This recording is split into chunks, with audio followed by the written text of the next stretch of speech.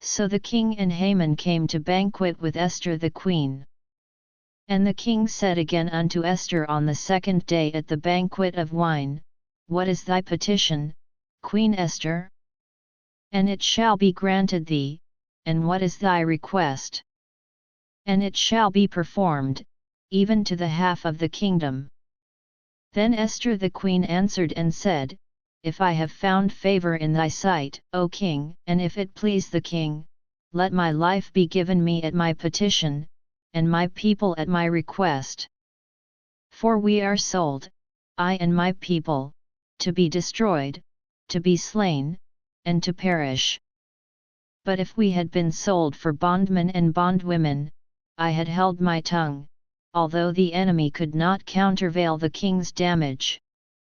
Then the king Ahasuerus answered and said unto Esther the queen, Who is he, and where is he, that durst presume in his heart to do so? And Esther said, The adversary and enemy is this wicked Haman. Then Haman was afraid before the king and the queen.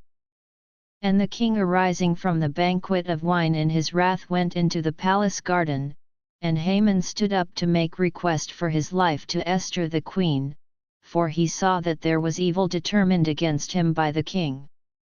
Then the king returned out of the palace garden into the place of the banquet of wine, and Haman was fallen upon the bed whereon Esther was. Then said the king, Will he force the queen also before me in the house? As the word went out of king's mouth, they covered Haman's face. And Harbonah, one of the chamberlains, said before the king, Behold also, the gallows 50 cubits high, which Haman had made for Mordecai, who spoken good for the king, standeth in the house of Haman. Then the king said, Hang him thereon. So they hanged Haman on the gallows that he had prepared for Mordecai.